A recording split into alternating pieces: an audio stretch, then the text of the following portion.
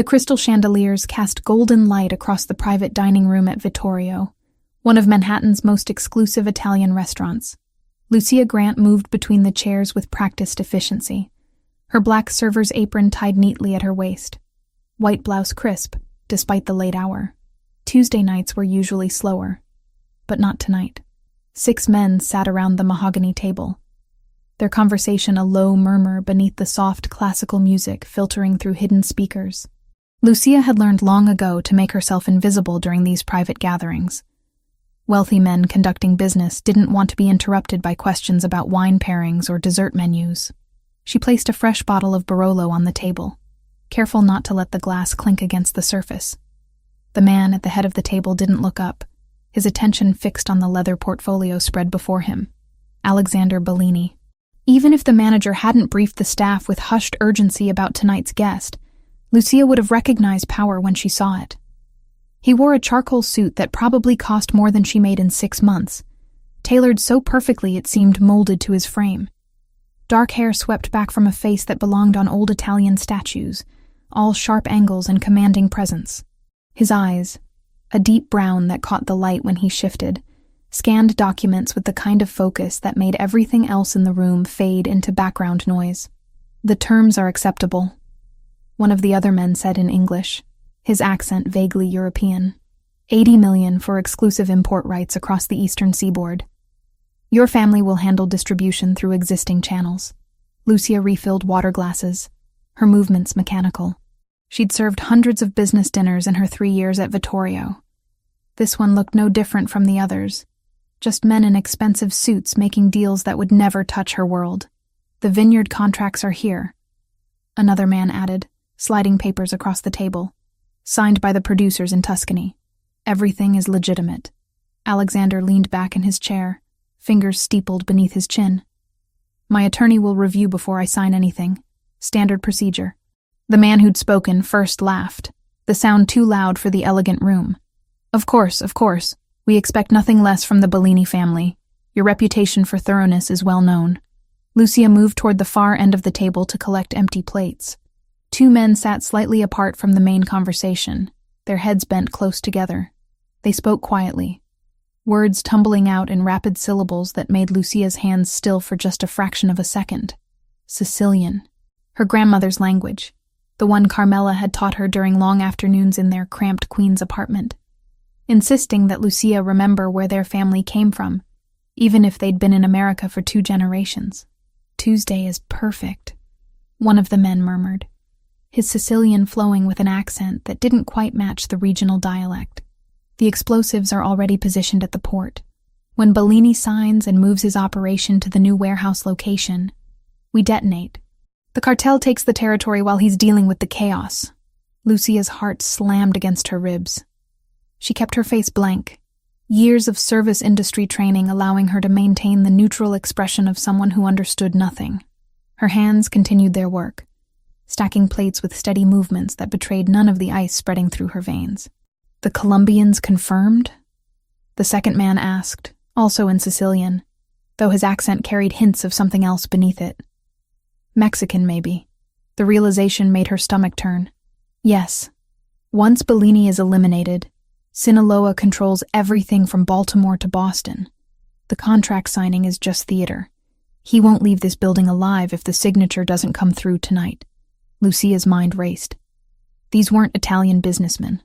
They were cartel members posing as legitimate wine importers, and Alexander Bellini had no idea he was walking into a trap. She glanced at him across the table. He was reviewing another document, a gold pen poised over the signature line. His second in command, a broad-shouldered man who'd been introduced as Joseph, stood near the door with the kind of stillness that suggested military training. 2 other security personnel flanked the room's entrance, alert but not alarmed. No one else had noticed the conversation in Sicilian. Why would they? It was a dead language to most people, especially in a city like New York where a dozen languages mixed on every street corner. Lucia picked up her tray of dishes and turned toward the kitchen, her pulse thundering in her ears. She could walk away, pretend she'd heard nothing. She was a waitress, not a hero. Whatever war these men were waging had nothing to do with her. But if she stayed silent, Alexander Bellini would die tonight. Maybe others too, if the explosives at the port were real. Her grandmother's voice echoed in her memory, words spoken during one of their last conversations before Carmela passed away 3 years ago. We don't turn away from people in danger, Lucia. Our family survived because strangers showed courage when it mattered. You carry that same blood. Lucia set the tray down on the service cart near the wall and picked up the wine bottle she'd opened earlier. Her hands trembled slightly as she approached Alexander's chair, the weight of what she was about to do settling over her like a physical presence. "Excuse me, sir," she said quietly, her voice steady despite the adrenaline coursing through her. "May I refresh your glass?" Alexander glanced up, his dark eyes meeting hers for the first time that evening. Something in his gaze shifted, a flicker of attention that suggested he actually saw her rather than just acknowledging her presence. "Please," he said. Lucia leaned in, angling the bottle over his glass. Her mouth was close to his ear, close enough that her whisper would carry to him alone. She switched to Sicilian, the words flowing with the same fluency her grandmother had drilled into her since childhood. "It's a trap. Don't sign anything. They're planning to kill you tonight." Alexander went absolutely still. Thepin in his hand stopped moving. The small muscle in his jaw flexed once, the only visible reaction to her words. His eyes cut to her face, searching, analyzing. Lucia straightened, moving the bottle away as if she'd simply poured his wine. Her heart hammered so violently she was certain everyone in the room could hear it. For 3 seconds that felt like hours. Nothing happened. Then Alexander set down his pen with deliberate care and pushed back from the table slightly, his posture shifting from relaxed businessman to something far more dangerous. "Gentlemen," he said, his voice carrying the kind of quiet authority that made everyone stop talking immediately. "I've reconsidered. This deal moves too fast for my comfort. We'll postpone the signing until my team completes a full audit of your operations." The man who'd presented the contracts stiffened. "Mr. Bellini, we've been negotiating for months. Everything is in order. Then you won't mind waiting another week while I verify that." Alexander's tone allowed no argument. His eyes flicked to the 2 men who'd been speaking in Sicilian, and Lucia saw the exact moment those men realized something had gone wrong. One of them reached inside his jacket. "Joseph," Alexander said calmly. The security chief moved like water, fluid and impossibly fast. He had the reaching man's arm twisted behind his back before the weapon cleared leather, driving him face first into the mahogany table with enough force to rattle the wine glasses. Chaos erupted.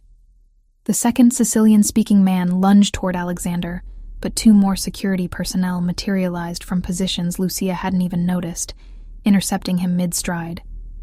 Chairs crashed backward. One of the other businessmen shouted something in Spanish, confirming Lucia's suspicions about the cartel connection. Alexander remained seated, utterly composed, as his people subdued the attackers with professional efficiency.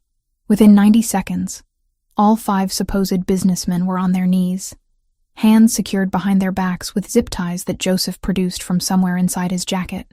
"Clear the weapon," Alexander ordered, his eyes never leaving the men on the floor. "Check them all."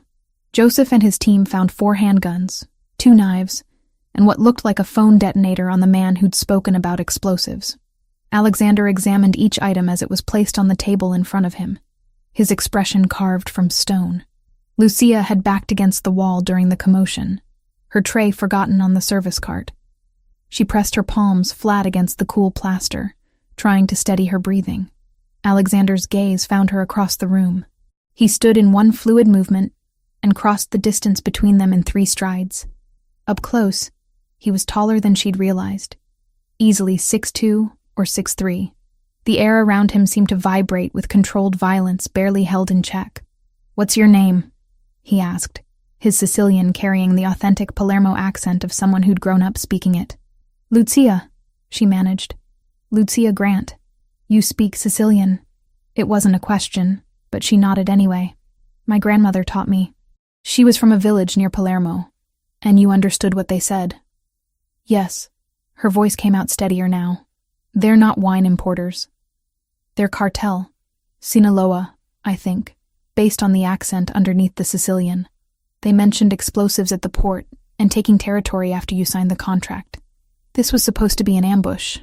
Alexander studied her face with an intensity that made her feel exposed, as if he could see past her server's uniform to every secret she'd ever kept. You could have stayed silent, pretended you heard nothing. I could have, Lucia agreed.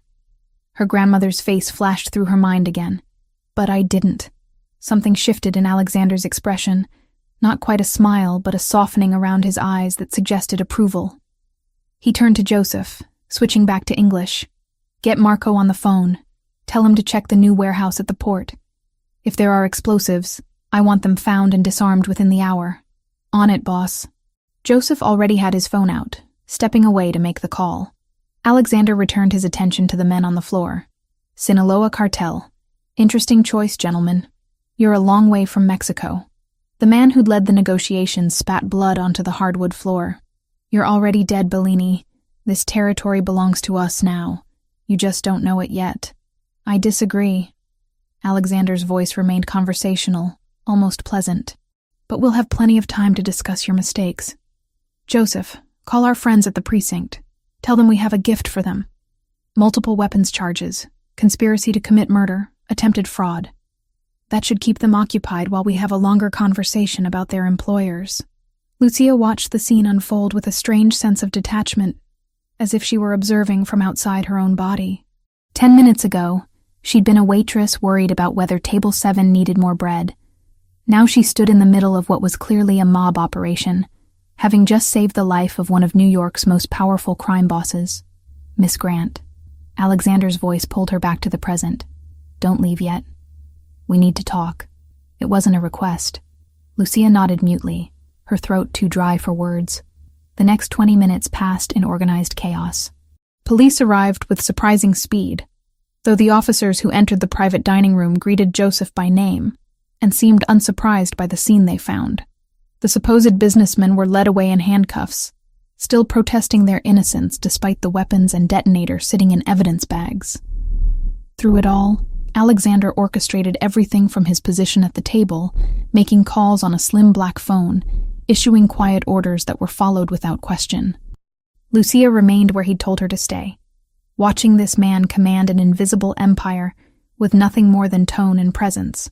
Finally, Joseph returned from the hallway, where he'd been coordinating with someone on his phone. Marco found them, boss. 3 devices positioned throughout the new warehouse, just like she said. Bomb squad is handling it now, but Marco estimates they had enough explosives to level the entire building and take out half the block. Alexander's jaw tightened, the only visible reaction to the news that he'd been hours away from a catastrophic attack.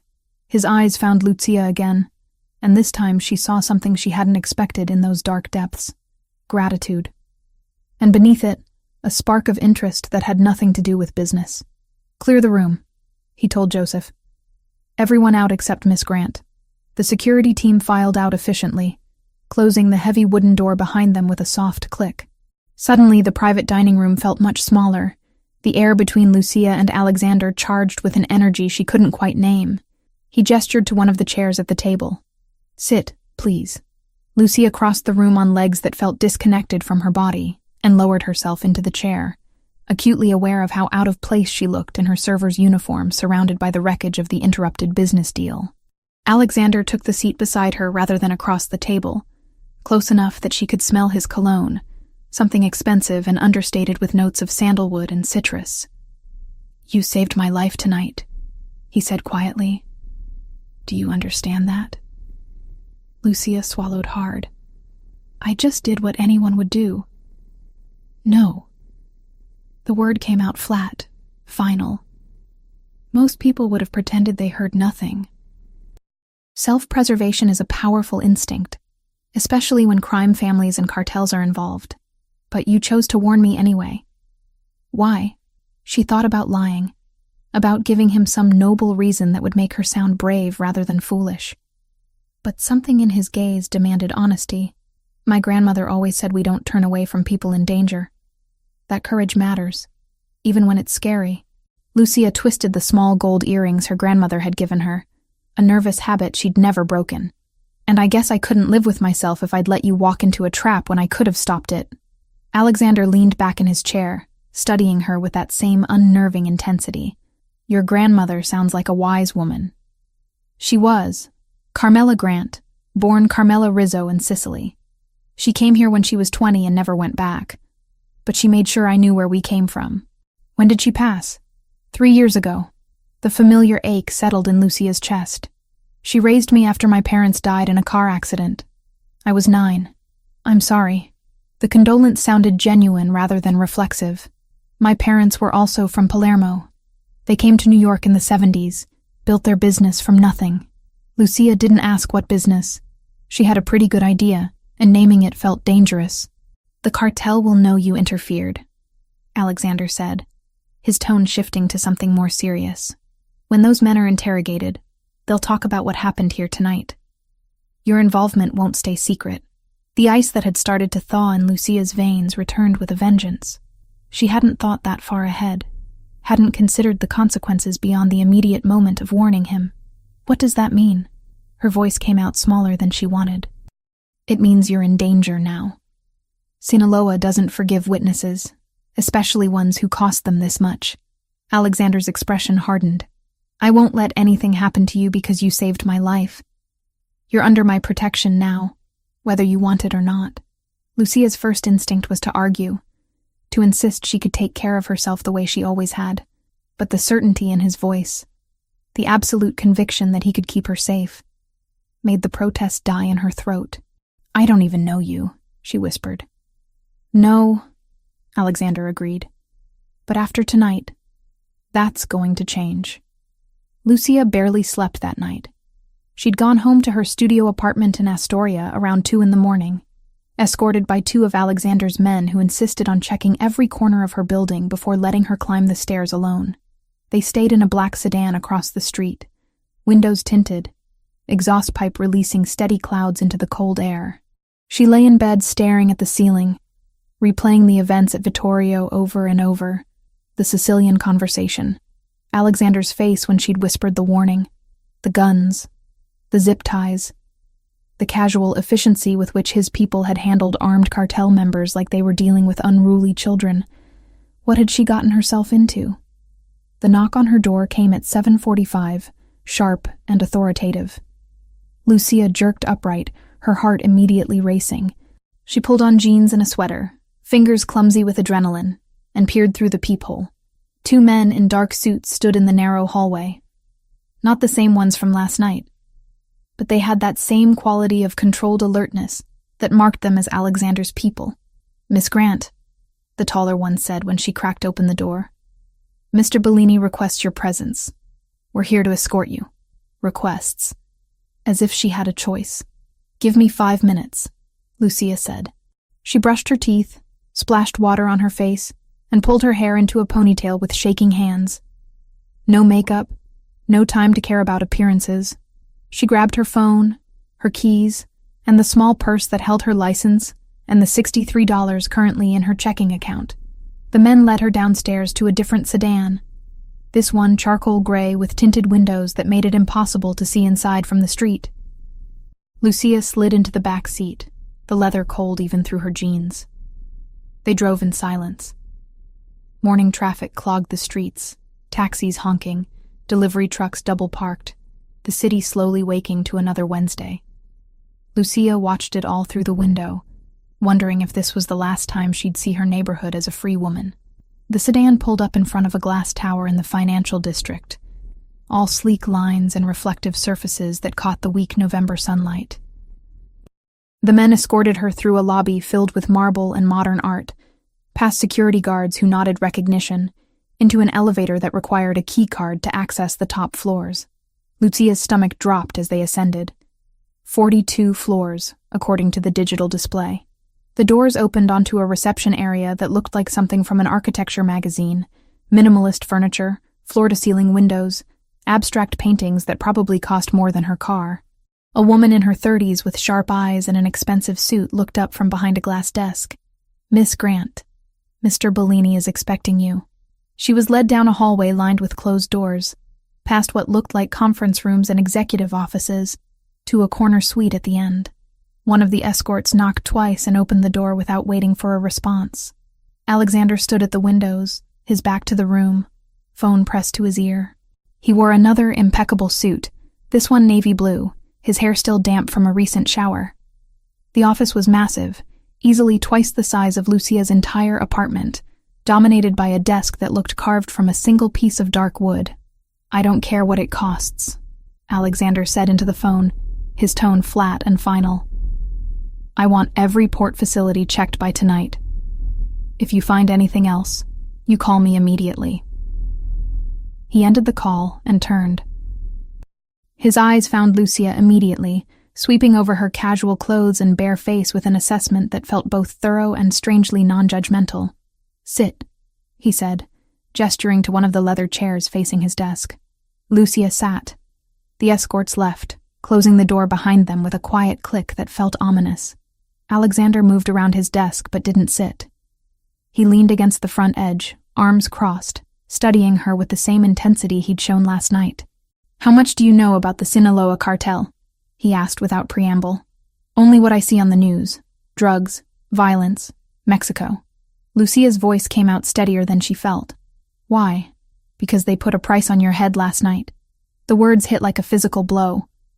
Lucia gripped the arms of the chair, her knuckles going white. "What?" "The men we arrested talked. They always do, eventually." Alexander's expression remained neutral, but something in his eyes suggested anger beneath the calm surface. "They reported back to their handlers before the police took them.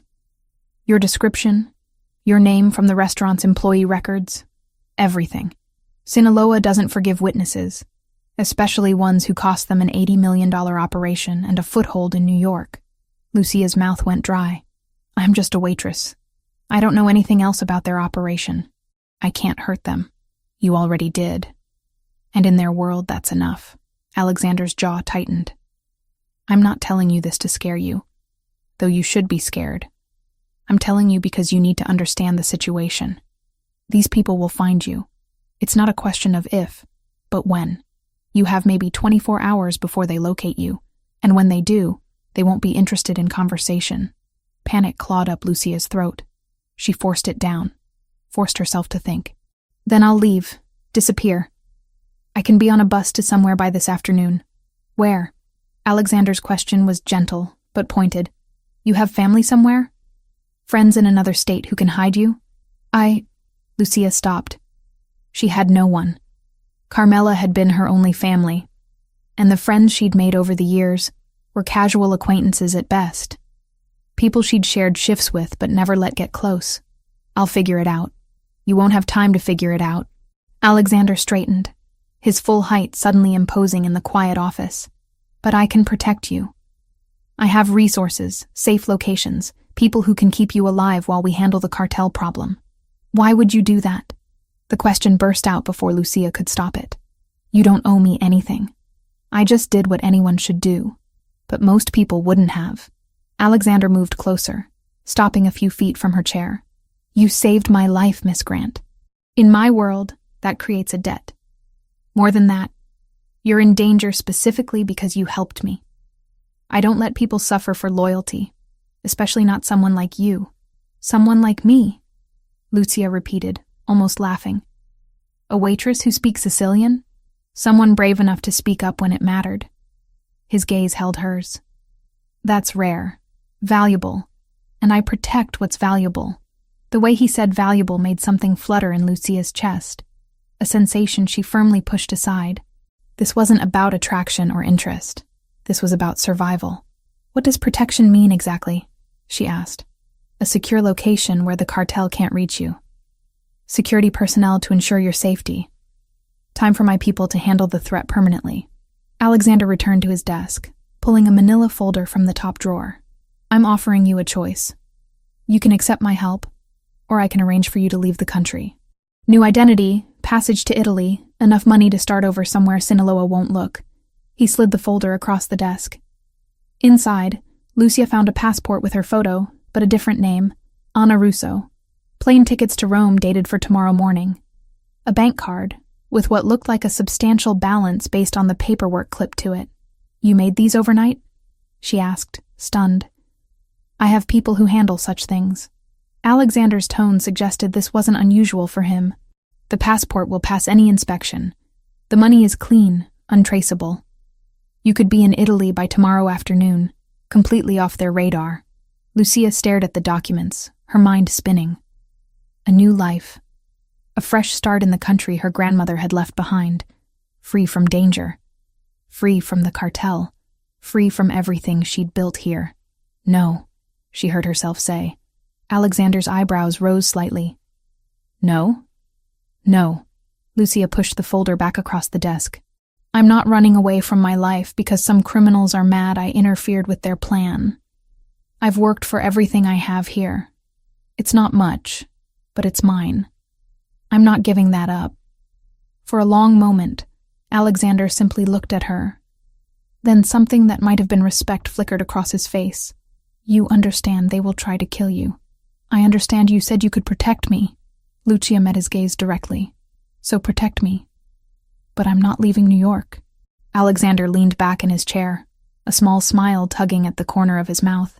"You're either very brave or very foolish. Maybe both." Lucia managed a shaky smile of her own. "My grandmother would probably say I inherited her stubborn streak." "Tell me about her." The request surprised Lucia. "We have time, and I'd like to know more about the woman who taught you to speak like you're from Palermo."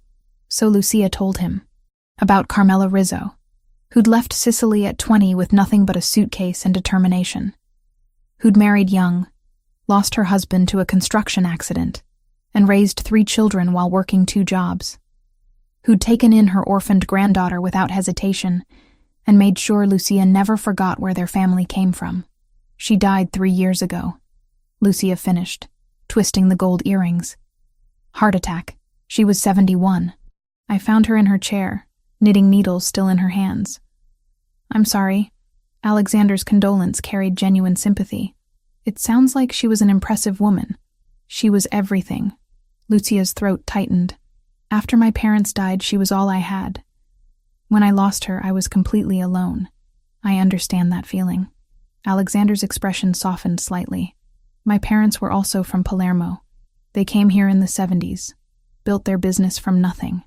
My father died when I was 23. My mother 2 years later. I have a younger sister, Lauren, but I keep her far away from my world.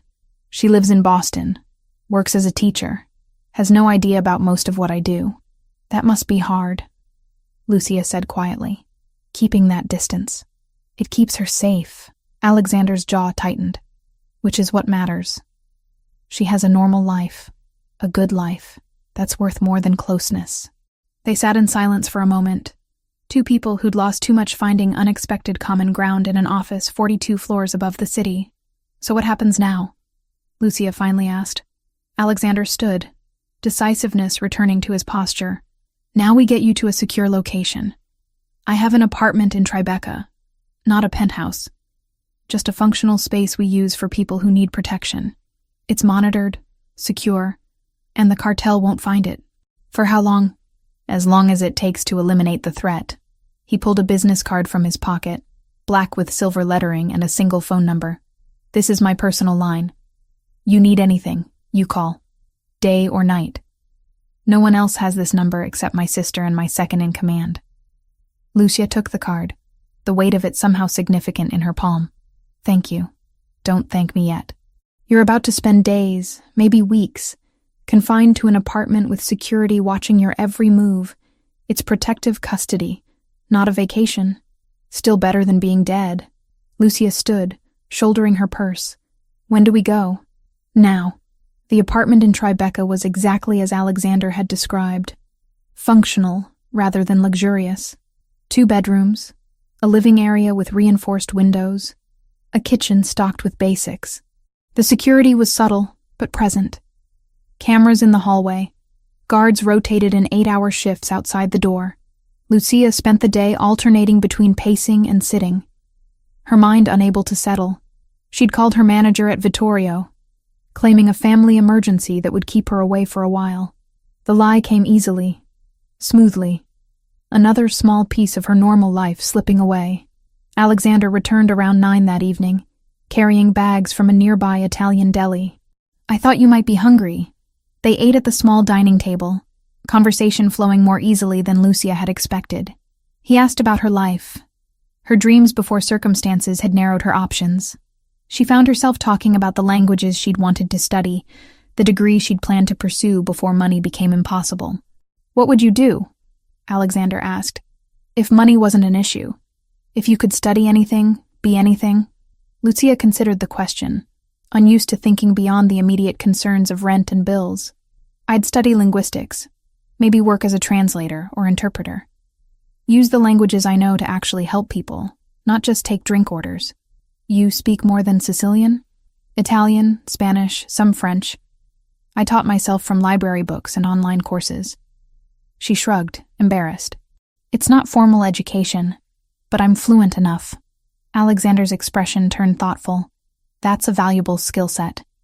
More valuable than you probably realize. When he stood to leave an hour later, Lucia walked him to the door. He paused on the threshold, seeming to debate something internally. You surprised me today, he finally said. Most people would have taken the escape route. Run as far and fast as possible. I'm not most people. Lucia managed a tired smile. Apparently I'm stubborn and foolish. Brave, Alexander corrected quietly. The word you're looking for is brave. Their eyes held for a moment too long, something unspoken passing between them in the narrow entryway. Then Alexander cleared his throat and stepped back. Get some rest. Tomorrow we'll figure out what comes next. After he left, Lucia locked the door and leaned against it, her heart beating faster than the situation warranted. She pulled out the business card he'd given her, running her thumb over the embossed numbers. Alexander Bellini, crime boss, dangerous man, her only protection against people who wanted her dead. And somehow, against all logic, someone she was beginning to trust. 7 days in the Tribeca apartment felt like 7 years. Lucia had always considered herself adaptable, someone who could make the best of any situation. But confinement tested that belief in ways she hadn't anticipated. The space itself was comfortable enough. Clean sheets, a functional kitchen, windows that let in filtered sunlight through bulletproof glass. But knowing she couldn't leave, couldn't even step outside for a walk without armed escorts, made the walls press closer each day. She filled the hours with whatever she could find, reading on her phone until her eyes burned, cooking elaborate meals from the groceries that appeared like clockwork every other morning, watching the street below through those reinforced windows, counting taxis, studying pedestrians, searching for any sign of the danger Alexander insisted was still hunting her. The security detail rotated every 8 hours. Different faces but the same watchful silence, men and women who nodded politely when she offered coffee, but never engaged in actual conversation. They were there to protect her, not befriend her. On the 7th morning, Lucia was staring at her 3rd cup of coffee when her phone buzzed with an unfamiliar number. She almost didn't answer, then recognized the area code from Alexander's business card. Miss Grant. His voice carried clearly through the speaker. How are you holding up? Lucia glanced around the apartment, at the books she'd already read twice, the television she'd watched until the programs blurred together. I'm going quietly insane, if we're being honest. But I'm alive, so there's that. A low chuckle reached her ear. Fair assessment. I have a proposition that might help with the sanity issue. I'm listening. My people confirmed continued cartel activity in the city. They're looking for you, which means you need to stay protected. But you don't need to stay idle. He paused. I have several meetings scheduled this week with Italian suppliers, legitimate business contacts for the import company. I need a translator who understands not just the language but the cultural context. Someone who can read between the lines. Lucia's pulse quickened. You want me to work for you? I want to put your skills to use while you're under my protection. The meetings will be in secure locations. You'll have security the entire time. And it gives you something productive to do, besides count ceiling tiles. What kind of meetings? Olive oil importers from Tuscany today. Wine distributors from Piedmont on Thursday. All legitimate operations. Nothing that would put you in danger beyond what already exists. His tone shifted slightly. This isn't charity, Lucia. I genuinely need someone with your language abilities. Most translators I hire are competent, but they miss nuances. You wouldn't. The use of her first name sent an unexpected warmth through her chest. She pushed it aside, focusing on the practical aspects. Where would these meetings happen? My office, conference rooms in neutral buildings, a few restaurant locations I control. You'd never be exposed or vulnerable. And you'd be compensated properly, not as a favor, but as an employee. Lucia walked to the window, pressing her palm against the cool glass. Below, the city moved in its endless rhythm. Delivery trucks, business people with coffee, dog walkers navigating crowded sidewalks. Life continuing while she remained frozen in place. "When's the first meeting?" she asked. 2 hours. I'll send a car. The offices of Bellini Import Solutions occupied 3 floors of a building in Midtown, far more corporate and legitimate-looking than Lucia had expected. Glass-walled conference rooms, assistants typing at sleek desks, the hum of normal business operations that could have belonged to any successful company. Alexander met her in the lobby himself, dressed in a charcoal suit that made his dark eyes appear even more intense. "Thank you for coming. Thank you for giving me something to do besides memorize wall textures." Lucia had dressed in the most professional clothes the security team had retrieved from her apartment. Black pants and a cream blouse that felt inadequate next to the expensive fabric surrounding her. "You look fine." Alexander's gaze swept over her once, quick and assessing. "The Tuscany delegation arrives in 20 minutes. 3 representatives from a family-owned olive grove that's been producing oil for 6 generations. They speak English but prefer Italian for business discussions. They're also very traditional, very proud. Respect matters more than anything." "Understood." He led her to a conference room where Joseph was already setting up laptops and presentation materials. The older man nodded at Lucia with something that might have been approval. "She knows what she's doing," Alexander told Joseph. "Let her work." The Italians arrived precisely on time, 3 men in their 50s and 60s wearing suits that had clearly been tailored in Europe. They greeted Alexander with warm handshakes and careful formality, then turned curious eyes on Lucia when Alexander introduced her. "This is Lucia Grant, my translator for today's meeting. She speaks Italian and Sicilian fluently."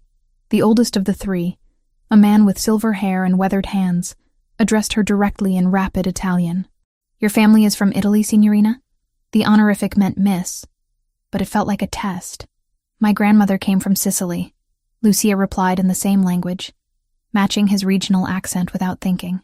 "A small village near Palermo. She made sure I learned properly.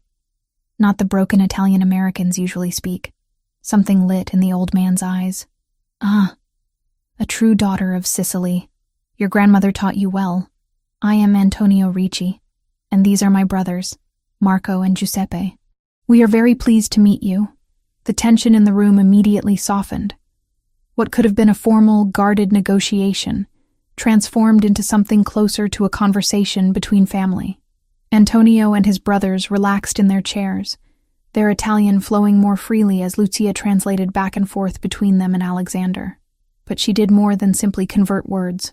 When Antonio used a phrase that referenced an old Tuscan saying about quality versus quantity, Lucia didn't just translate literally.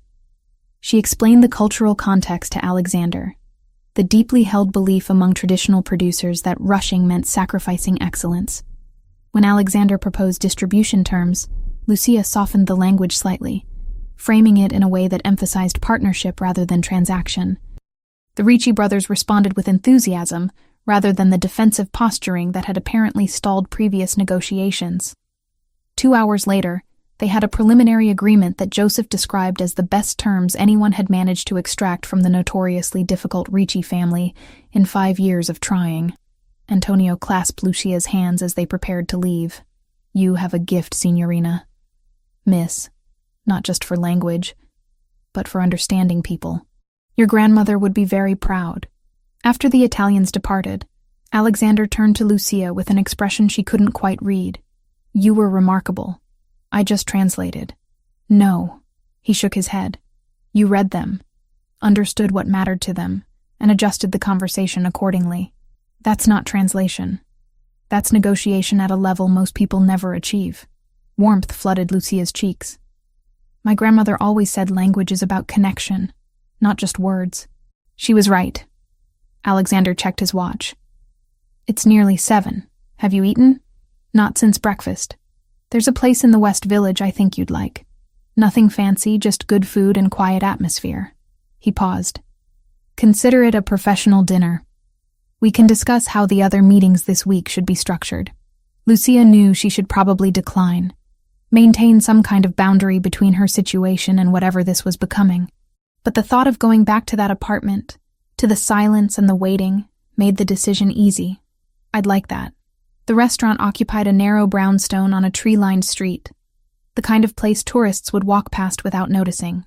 No sign outside, just a discreet number above an unmarked door. Alexander led her through to a back room where half a dozen tables were scattered across worn wooden floors. The owner, an elderly Italian woman who called Alexander by his first name, seated them at a corner table and disappeared into the kitchen without taking their order. She'll bring whatever she made today, Alexander explained. Maria doesn't believe in menus. You eat what she cooks or you go somewhere else. My grandmother was the same way. Lucia smiled at the memory. She'd spend all day making Sunday dinner and get offended if you didn't eat 3 helpings of everything. Did you cook with her? Every weekend. She taught me to make sauce from scratch, to roll pasta by hand, all the old recipes her mother had taught her. Lucia traced the grain of the wooden table with one finger. After she died, I couldn't bring myself to make any of it. Too many memories. Alexander nodded slowly. I understand that. My mother's kitchen was her domain. After she passed, my sister tried to cook her recipes, but it never tasted right. Like something essential was missing beyond just the ingredients. Maria returned with wine, a deep red that tasted like earth in summer. Then came plates of food, simple preparations that showcased quality ingredients. Grilled vegetables, fresh mozzarella, bread still warm from the oven. They ate and talked, the conversation flowing between personal history and present circumstances. Lucia told him about her dreams of studying languages. The scholarship applications she'd filled out before her grandmother's medical bills consumed what little savings they had. I worked at a coffee shop in college, she explained. Took night classes when I could afford them. Made it through 2 semesters before the money ran out completely. After Carmela died, I had to drop out and work full-time just to cover rent. That's when you started at Vittorio? No, I worked at 3 other restaurants first. Vittorio was actually a step up. The pay was better and the clientele tipped well if you kept your head down and didn't cause problems. Until you decided to cause a very specific problem by saving my life. Lucia met his gaze across the table. I'd do it again. Even knowing what it cost me. Why? Alexander leaned forward slightly. You lost your job, your apartment, essentially, your normal life. Most people would regret that decision by now. Because letting you die would have cost me more. She struggled to articulate the feeling. I would have lost myself. The person my grandmother raised me to be. Some things matter more than convenience or safety. Something shifted in Alexander's expression. A softening around his eyes that made him look younger, less guarded. Your grandmother raised someone remarkable. Before Lucia could respond, Maria appeared with dessert, effectively ending the moment. But the warmth in Alexander's gaze lingered, even as the conversation shifted to safer topics. They were walking to the car an hour later when Lucia noticed the headlights. A dark sedan had been parked across the street when they arrived. Now it pulled away from the curb the moment they stepped outside, moving slowly in their direction. Alexander's hand found her elbow immediately, his grip firm but not painful. Get in the car. Now. His driver already had the engine running, passenger door open. Lucia slid into the back seat as Alexander joined her, his body angling to shield hers from the street. Joseph appeared from somewhere, phone already at his ear. We've got a tail, the driver said, his voice calm despite the tension crackling through the vehicle. Black sedan, 2 occupants visible, following since we left Midtown. Alexander's jaw tightened. Lose them. Don't let them track where we're going. The next 15 minutes passed in a blur of turns and acceleration. The driver navigated the city streets with precision, using traffic and timing to put distance between their car and the pursuing sedan. Lucia gripped the door handle, her heart hammering as they wove through intersections and doubled back on their route twice. Finally, after a series of turns that left Lucia completely disoriented, the driver spoke again. Clear. They lost us near Union Square. But Alexander didn't relax. They know she's mobile now. They'll be watching, waiting for another opportunity. He turned to Lucia, his expression grim. The Tribeca apartment isn't safe enough anymore. They're actively hunting, which means we need better security. Where then? I have a property in Greenwich, Connecticut. About 45 minutes from the city, gated, monitored, much harder to approach without being detected. He pulled out his phone, already typing. We go there tonight. You pack whatever you need from the apartment, and we leave within the hour. Lucia wanted to argue, to insist this was too much, that she didn't want to be more in his debt than she already was. But the memory of those headlights, the deliberate way that Sedan had followed them, silenced the protests. Okay, she said quietly. Alexander's hand found hers in the darkness of the back seat, his fingers warm and steady. I meant what I said. I won't let them hurt you. Lucia believed him. That should have frightened her more than the cartel did, this growing trust in a man whose world was built on violence and power. But sitting in that car, his hand wrapped around hers, she couldn't bring herself to care about the logic of it. She was safe. For now, that was enough to hold on to. 3 weeks in Greenwich felt like stepping into a different world. The property sat at the end of a private road, surrounded by mature trees that created a natural barrier from curious neighbors. The house itself was understated for someone of Alexander's means, a colonial-style home with cream-colored siding and black shutters, gardens that had been professionally maintained, but not ostentatiously designed. Lucia had expected something more fortress-like, all surveillance equipment and armed guards patrolling the perimeter. Instead, the security was subtle. Cameras hidden in landscaping, sensors embedded in the driveway, a team that rotated through a converted carriage house at the edge of the property, present, but not intrusive. Her bedroom occupied the second floor, overlooking the back garden where late autumn had painted the remaining leaves in shades of rust and gold. The furniture was simple but well made, the kind of pieces designed for comfort rather than display. Someone had stocked the closet with clothes in her size, casual items that suggested whoever did the shopping understood she wasn't the designer label type. The first few days, Lucia barely saw Alexander. He commuted to the city for meetings, returning late in the evenings to disappear into his home office. She spent the time exploring the house, reading from the surprisingly extensive library, teaching herself to use the professional-grade espresso machine in the kitchen. On the 4th morning, she found Alexander already in the kitchen when she came downstairs. He stood at the counter in jeans and a navy sweater, the most casual she'd seen him, reading something on his tablet while coffee brewed. "Morning," he said without looking up. "I'm working from home today. Hope that doesn't bother you. It's your house." Lucia moved to pour herself coffee from the pot he'd already made. "I'm the intruder here. You're a guest under my protection. Not the same thing." He finally glanced up, his gaze lingering on her for a moment before returning to the tablet. "Joseph is sending over contracts from 2 potential suppliers in Rome. I'll need your assessment of the language. Make sure nothing's buried in the translations we received. You want me to work on them today?" "If you're willing." The office has a second desk and better internet than the rest of the house. So began a routine that evolved naturally over the following weeks. Mornings in the kitchen, Alexander making coffee while Lucia prepared breakfast. Conversations about everything from politics to childhood memories flowing easily in the quiet hours before the day's demands took over.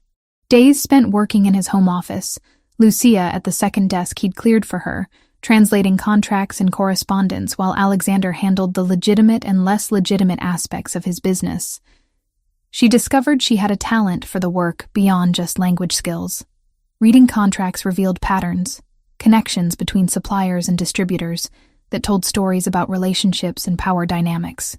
She'd point out clauses that seemed innocuous but could be leveraged, terms that looked favorable but contained hidden costs. "You should have studied business along with languages," Alexander commented one afternoon, reviewing her notes on a particularly complex wine distribution agreement. "You have an instinct for it. My grandmother used to say I noticed what people didn't say more than what they did." Lucia stretched in her chair, her back tight from hours at the computer. "Same skill, just applied differently. It's valuable. More valuable than you probably realize." He closed the laptop and stood. "Walk with me. I need to clear my head and you've been staring at screens all day." The garden paths wound through what had probably once been formal landscaping, but had softened with time into something more natural. They walked in comfortable silence. The November air crisp, but not yet bitter, leaves crunching underfoot. "Tell me something," Alexander said eventually. "What would you be doing right now if none of this had happened? If you were still working at Vittorio, living your normal life?" Lucia considered the question. "Probably getting ready for a dinner shift.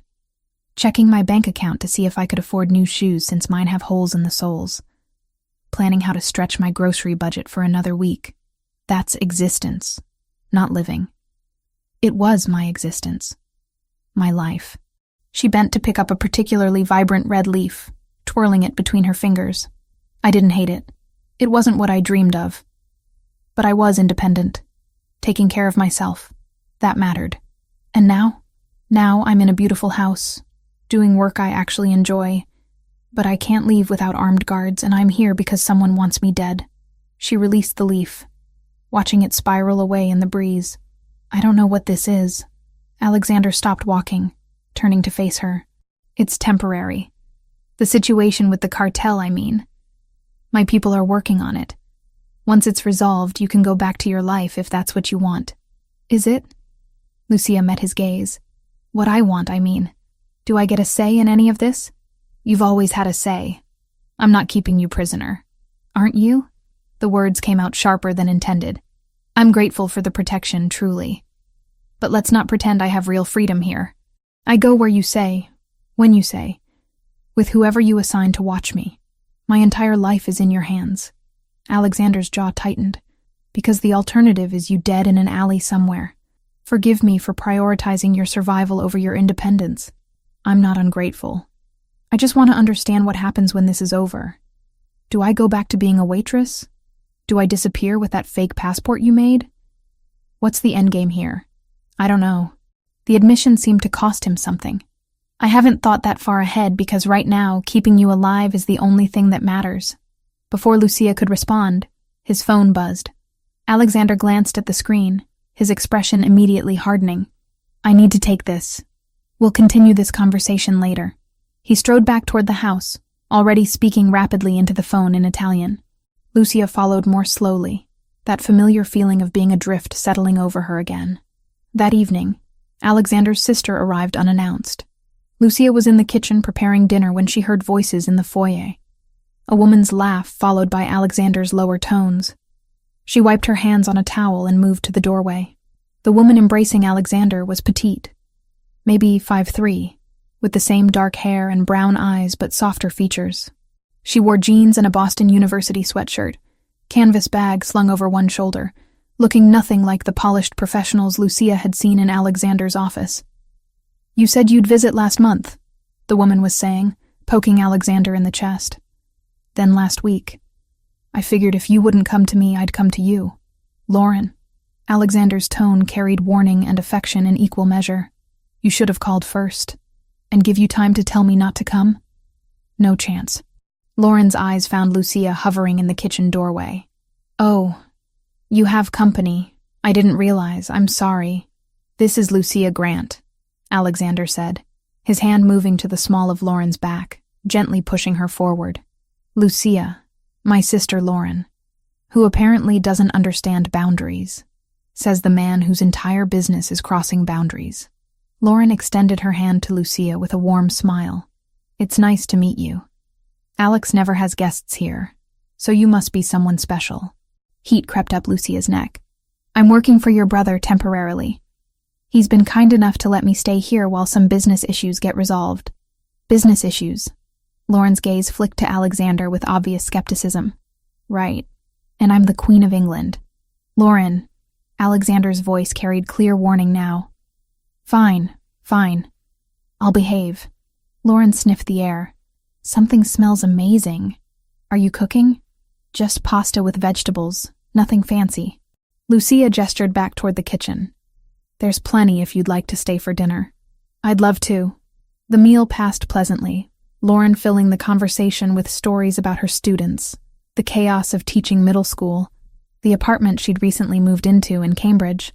She had an easy warmth that made Lucia relax despite the awkwardness of the situation. Alexander watched them interact with an expression Lucia couldn't quite read, something between contentment and concern. After dinner, Lauren insisted on helping with dishes, while Alexander took a call in his office. The moment he left the room, Lauren turned to Lucia with sharp intelligence in her eyes. So, what's really going on here? I told you. I'm working for him and needed a safe place to stay. Lucia. Lauren's tone was gentle but firm. I haven't seen my brother in 6 months. He never works from home, never has people stay here. This place is his sanctuary from everything else in his life. So either you're in serious danger and he's protecting you, or something else is happening. Maybe both. Lucia dried a plate slowly, debating how much to share. The danger part is true. I witnessed something I shouldn't have, and now the wrong people want to make sure I can't testify. And Alex is keeping you safe. Yes. Lauren nodded, filing away the information without pressing for details she clearly knew better than to ask about. He's good at that. Keeping people safe, I mean. Sometimes too good. He thinks if he controls every variable, nothing bad can happen to the people he cares about. I'm not sure I qualify as someone he cares about. I'm more of an obligation.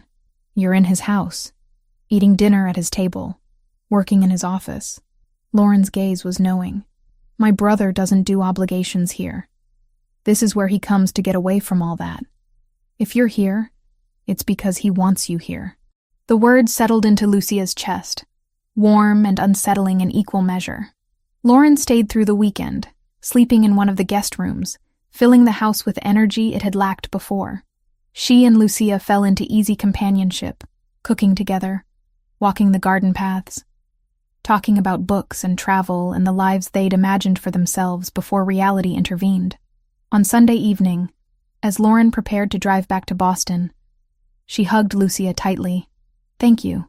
For what? For whatever you're doing that makes him look less lonely. Lauren pulled back, her eyes serious. Alex has been alone in ways that have nothing to do with company. He keeps everyone at a distance because he thinks that's what protects us. But you're here, and he's different, present. That's not nothing. After Lauren left, the house felt quieter, emptier. Lucia found Alexander in his office, staring at his computer screen without really seeing it. Your sister is wonderful, she said from the doorway. She's a menace, but affection softened the words. Did she interrogate you about being here? She was curious. I didn't tell her anything specific. Good. The less she knows about my world, the safer she is. He turned in his chair to face Lucia fully. She likes you. Lauren doesn't like people easily. The feeling is mutual. They stood in silence for a moment, something unspoken hanging in the air between them. Then Joseph appeared in the hallway behind Lucia, his expression grim. Boss, we need to talk. It's about the Sinaloa situation. Alexander's entire posture shifted, the warmth draining away. My office. Now. Lucia started to leave, give them privacy, but Alexander's voice stopped her. Stay. This concerns you too. Joseph closed the door behind them, pulling out a tablet that he set on Alexander's desk. We got intelligence from our contact in Newark. The cartel is changing tactics. They're not going after Lucia directly anymore. What do you mean? Alexander's voice was dangerously quiet. They're planning to hit your operations instead. 3 simultaneous attacks on distribution points in Jersey, Queens, and the Bronx. Maximum damage to force your hand. Force my hand how? Joseph's gaze flicked to Lucia, then back to Alexander. They're going to demand you hand her over in exchange for backing off. They want to make it too expensive for you to protect her. Make you choose between one witness and your entire empire. Lucia's stomach dropped. When? We don't have an exact timeline. Could be days, could be a week. But it's coming. Alexander stood abruptly, pacing to the window. Double security on all locations. Move the high-value inventory to secondary sites. I want surveillance on every approach route to our facilities. Boss, even with all that, if they hit 3 places at once, we're going to take losses. Significant losses. Joseph's tone was careful. The question is whether the losses are worth it. Are you suggesting I give them what they want? I'm suggesting we consider all options. No. The single word cut through the room like a blade. Absolutely not. I don't negotiate with cartels, and I don't sacrifice people under my protection. We prepare for the attacks, we defend what's ours, and we make them regret ever targeting my operations. This could turn into a war, Joseph warned. Full scale, messy, with bodies in the street kind of war. Then that's what it becomes. Alexander's voice was ice. Set up a meeting with the families in Boston and Philadelphia. If Sinaloa wants to play this game, they'll find out what happens when they go against the entire eastern seaboard. Lucia stood frozen as Joseph nodded and left the room. Alexander remained at the window, his back to her, shoulders rigid with barely contained fury. You're going to start a war, she said quietly. Because of me. No. They started this war when they tried to ambush me, and then decided to hunt someone who saved my life. He turned, and the raw intensity in his eyes made her breath catch. This isn't your fault, Lucia. Don't take responsibility for their choices. But if I wasn't here, if you just gave them what they wanted, you could avoid all of this. Alexander crossed the room in 3 strides, stopping close enough that she had to tilt her head back to meet his gaze. Is that what you think? That your life is worth less than some money and territory? I think a lot of people could die because I overheard a conversation, and hundreds more would have died if you'd stayed silent. His hands came up to frame her face, thumbs brushing her cheekbones. You saved my life, Lucia. You gave me information that prevented a catastrophic attack. I'm not going to repay that by throwing you to the wolves. Why? The question came out as barely more than a whisper. Why does it matter so much to you? Alexander's expression shifted. Something vulnerable breaking through the controlled exterior. Because you're not just an obligation or a witness to protect. You haven't been for weeks now. Then what am I? Someone who made me remember that not everyone in my world is calculating angles and playing power games. Someone who speaks her mind and makes terrible coffee and gets genuinely excited about olive oil contracts. His voice dropped lower. Someone who brought something real into a life that hasn't felt real in longer than I can remember. Lucia's heart hammered against her ribs. Alexander, I know this is complicated. I know the timing is terrible and the situation is impossible. But I need you to understand that I'm not doing this out of obligation or pride or business strategy. His forehead touched hers, his breath warm against her skin. I'm doing this because the thought of them hurting you makes me willing to burn everything down. She closed the final distance between them, her lips finding his in a kiss that felt like inevitability and choice combined. He responded immediately, one hand sliding into her hair while the other wrapped around her waist, pulling her closer. It wasn't the explosive, passionate collision from movies. It was deeper than that. Quieter. A recognition of something that had been building between them for weeks, finally finding expression. When they finally broke apart, both breathing harder, Lucia rested her forehead against his chest. This is a terrible idea, she murmured. Probably the worst I've ever had. Alexander's arms tightened around her. But I'm done pretending it's not happening. They stood like that for a long moment, wrapped in each other while outside the window, darkness settled over Greenwich, and somewhere in the city, a cartel planned their next move. The storm was coming, but for now, in this quiet office with autumn wind rattling the windows, Lucia let herself believe that maybe, just maybe, they'd find a way through it together. 2 weeks after that kiss in Alexander's office, Lucia woke to winter sunlight streaming through the bedroom windows in Greenwich. The relationship between them had shifted into something both easier and more complicated. Stolen moments in the morning over coffee, his hand finding hers during walks through the frost-covered garden, conversations that stretched late into the night about everything and nothing. But the danger hadn't disappeared. If anything, it had grown more urgent. By early December, the city had sharpened at the edges. Darker mornings, colder wind, longer shadows that seemed to follow her into every room. Lucia found Alexander in his office on a gray December morning, phone pressed to his ear, his expression carved from stone. She paused in the doorway, recognizing the tone he used when dealing with serious business. I don't care what it costs you, he was saying.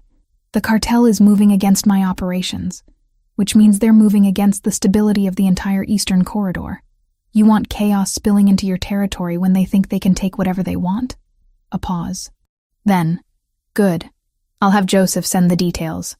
We coordinate everything through secure channels from now on." He ended the call and pinched the bridge of his nose, exhaustion clear in the lines around his eyes. "Boston?" Lucia asked quietly. "Philadelphia, actually. That's the third call this morning."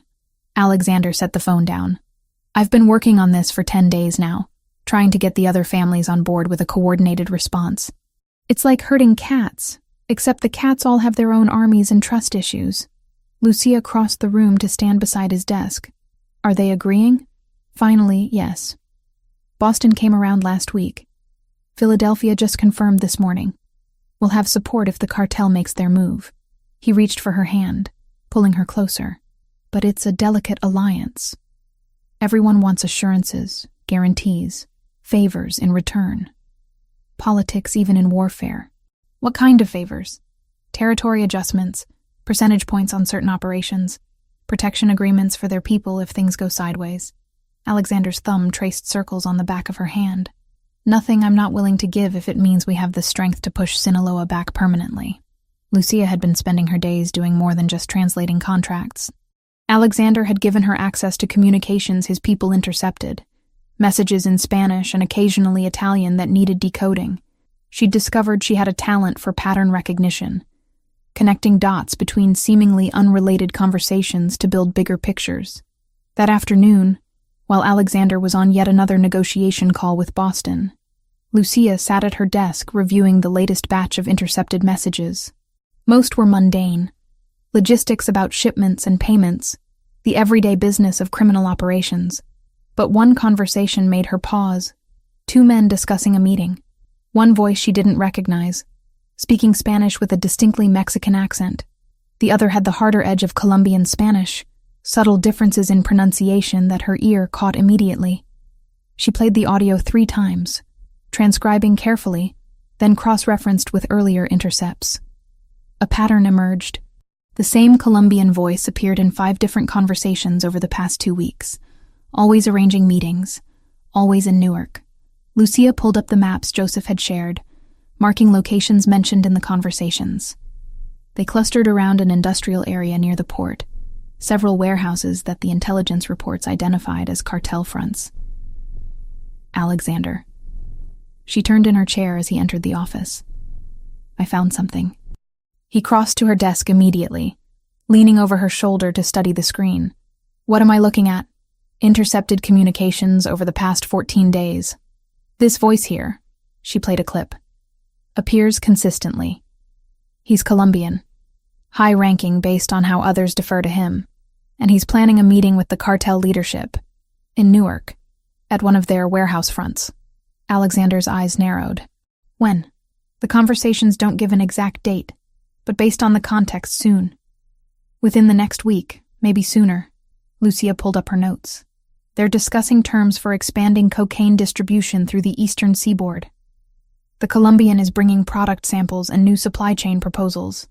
This is the connection we've been looking for." Alexander straightened, already pulling out his phone. "If we can disrupt their supply relationship with the Colombians, we damage their operational capacity significantly. There's more." Lucia hesitated, then pushed forward with the idea that had been forming. "I could get inside that meeting." Alexander's head snapped toward her. "Absolutely not. Listen to me first. They'll need a translator, someone who speaks both Spanish and English fluently for business negotiations. The cartel leadership probably speaks decent Spanish, but the Colombians will want precision in their contracts. I could pose as a freelance translator, get hired through an intermediary." "No." The word was flat, final. "You're not walking into a room full of cartel members. That's not even a consideration. But think about it practically. We need evidence that connects their leadership directly to the drug trafficking. Testimony from someone external, someone not affiliated with either organization. That's admissible in court in ways that your people's testimony wouldn't be." Alexander's jaw clenched. "I have professionals who handle this kind of work. People trained for infiltration." Joseph didn't flinch. "We tried placing one of ours in late October. He was made before he even reached the table. They're paranoid now. New faces get checked, questions get sharper, and anyone who hesitates doesn't get a second chance.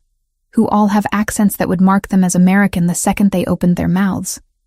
Lucia stood, facing him directly. I speak Spanish with neutral fluency. I can claim my family is from Argentina if anyone asks. Explain away any inconsistencies. And I understand both the language and the business context well enough to be convincing. The answer is no, Lucia. I'm not risking your life for intelligence. We can get other ways. What other ways? She pressed. You said yourself that the cartel has been careful, keeping their leadership insulated. This is an opportunity to get someone inside their operation who they won't suspect. They'll suspect everyone.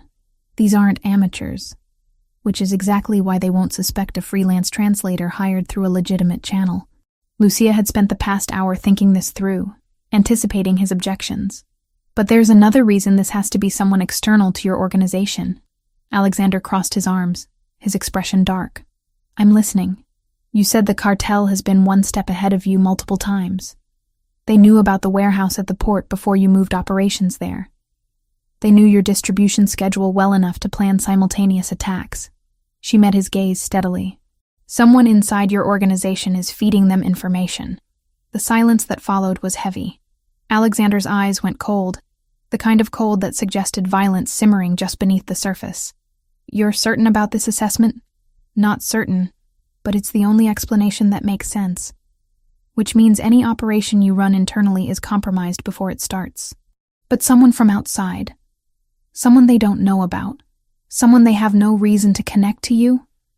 That could work. Alexander turned away, pacing to the window. She could see him working through the logic, fighting against it, even as he recognized the truth in her words. Even if what you're saying is accurate, he said without turning around, the risk is enormous. If they discover who you really are, if anything goes wrong, I can't protect you in there. I know. You could die, Lucia. Painfully. These people don't show mercy to infiltrators. I understand the stakes. She moved closer to him. But staying hidden forever isn't living. The cartel isn't going to stop hunting me just because time passes. They'll wait months, years if necessary, for an opening. The only way I get my life back is if their leadership is taken down completely. Alexander finally turned to face her. There has to be another way. If there is, we haven't found it. Lucia reached for his hand. You've been protecting me for weeks now, keeping me safe, giving me a place to hide. I'm grateful for that, truly. But I need to be part of the solution, not just the problem everyone's trying to manage. He studied her face for a long moment, conflict clear in his expression. You're not a problem. Then let me help end this. On my terms. Lucia, please. She squeezed his hand. I can do this. I know I can. But I need you to trust me. Alexander closed his eyes, and she could see the war playing out behind his controlled exterior. Protection versus pragmatism. Emotion versus strategy. Finally, he opened his eyes. I need to verify something first. If what you're saying about needing external testimony is true, if the FBI actually needs this kind of evidence, then we consider it. But I'm not making this decision without confirming every aspect. Who will you ask? I have a contact. Someone who owes me favors and won't ask too many questions. He pulled out his phone. But if I do this, if I even consider letting you walk into that meeting, we do it my way. Complete security protocols, extraction team on standby, audio surveillance, and the first sign of trouble, we abort. Non-negotiable. Agreed. The call took 20 minutes. Alexander spoke in careful code, discussing hypothetical situations and legal requirements. When he hung up, his expression was grim. The FBI has been investigating Sinaloa's eastern operations for 18 months. They have circumstantial evidence, but nothing solid enough for prosecution that would stick. They need direct testimony linking leadership to trafficking operations, preferably with documentation or recordings to support it. He set the phone down heavily. Your assessment was correct. An external witness with no criminal connections would be invaluable to their case. He exhaled slowly, as if weighing every word. They won't touch it without clean procedure, he added. Statements, recordings, chain of custody. Everything has to be airtight, or it dies on a prosecutor's desk. Joseph says they can put you under limited use protections for what you say in character, but only if you stay inside the plan. Lucia felt relief and terror in equal measure. So we do this. We plan it carefully, meticulously. And if at any point I think the risk outweighs the potential gain, we stop. Alexander's gaze was intense. I mean it, Lucia. Your safety comes before any intelligence gathering or FBI cases. I understand. The next 5 days passed in intensive preparation. Joseph brought in members of Alexander's security team who had experience with undercover operations. They drilled Lucia on her cover story until she could recite it in her sleep. Ana Russo, freelance translator based in Hoboken, recently relocated from Buenos Aires. References available from 3 different translation agencies that Joseph's people had created overnight. They practiced her responses to common questions, taught her how to identify exits in unfamiliar spaces, gave her hand signals for communicating with the surveillance team that would be monitoring from outside the warehouse. She learned basic self-defense moves, enough to buy herself a few seconds if things went wrong. Your goal isn't to fight your way out, the security instructor told her on the 3rd day.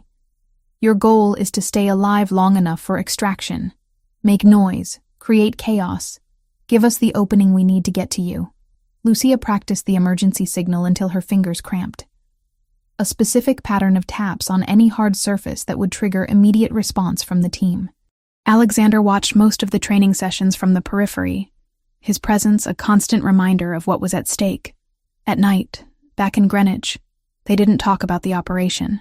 Instead, they existed in a strange suspended state, cooking dinner together, watching movies on the couch, maintaining normalcy that both knew was temporary.